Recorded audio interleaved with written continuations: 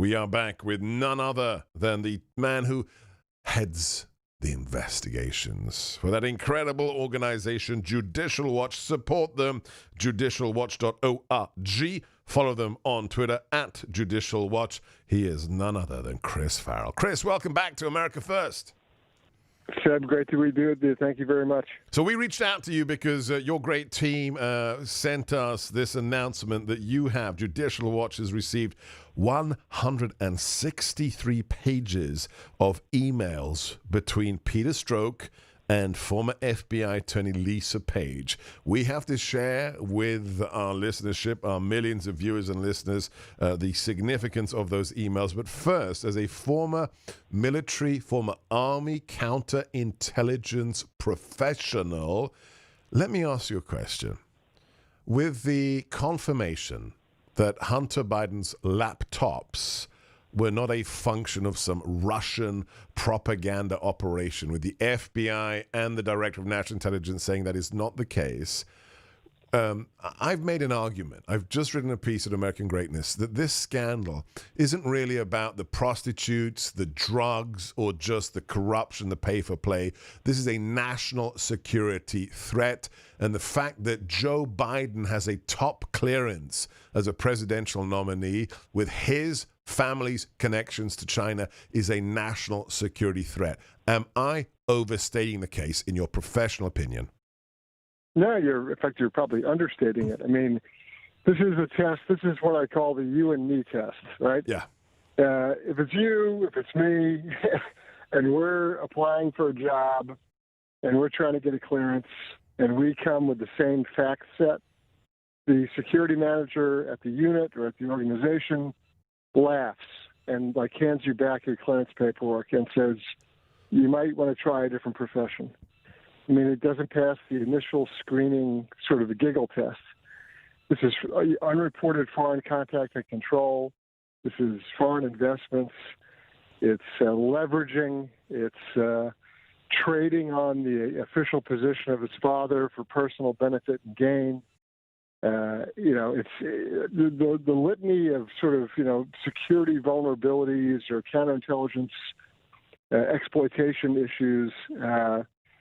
I mean, it's at face value. This doesn't take some kind of, super duper counterintelligence guy to figure this out. Anybody listening to this driving home in their car shakes their head and says, wait a minute, hold on, this is crazy. So Chris, no one buys it. Chris, let's change one aspect of this story, just one aspect.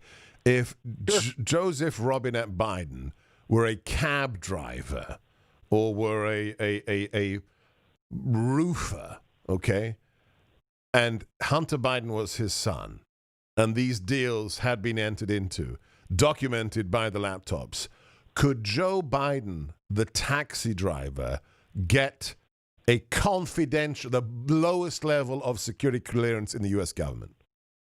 No. Okay. And it's just that simple. It's so painfully obvious. The conflicts of interest, all the, Byzantine contacts and connections and who's doing what for who. And really, look, this isn't just like the guy made it one bad business decision. This is the murkiest connections and contacts and influence peddling with some of the either dirtiest corrupt characters on the planet or people that are objectively our adversaries, yeah. The Chinese Communist Party. I mean, this is not a tough one to figure out. Yeah, I advocated the president last week should have, during the debate, stripped Biden of his security clearance. It didn't happen, but it's not over yet. Let's talk of others who should have never received security clearances. Share with our listeners and viewers, if you will, the latest findings, thanks to the Judicial Watch, regarding the emails you have received between Peter Strzok, FBI official, and FBI attorney Lisa Page. Yeah, I mean, this is really an ongoing saga. I mean, we're now years into this, and we know we have to fight tooth and nail. Here's the really disturbing part. None of this is new information with respect to, we didn't know about this before. We're just getting additional sort of levels of details or redactions reversed from previous productions.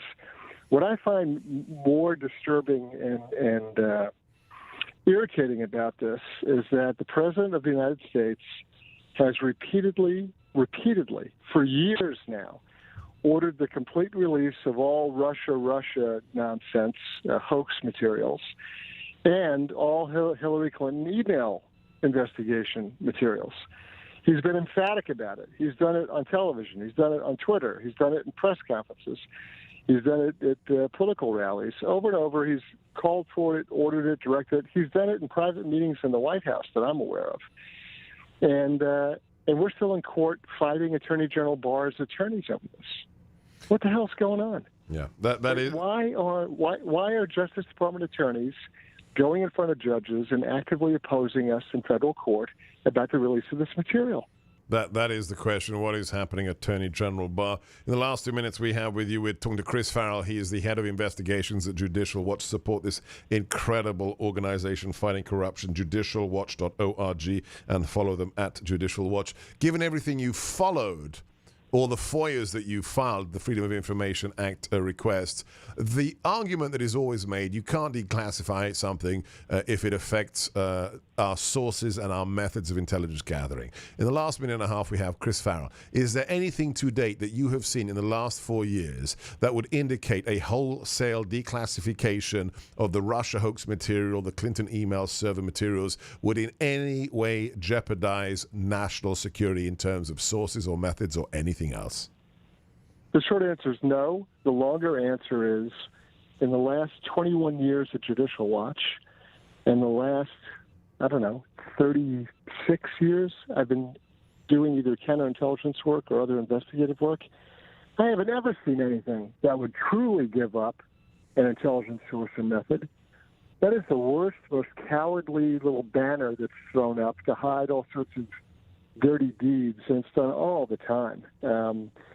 The actual amount of material that specifically identifies sources and methods is actually quite small, and they have all sorts of various nicknames and code words around that to make it very hard to get to. It's it's just nonsense. It's just an excuse. You heard it here. It's a nonsense. Everything has to be declassified so Americans know the truth. He's Chris Farrell, Judicial Watch. I'm Sebastian Gorka. This is America First.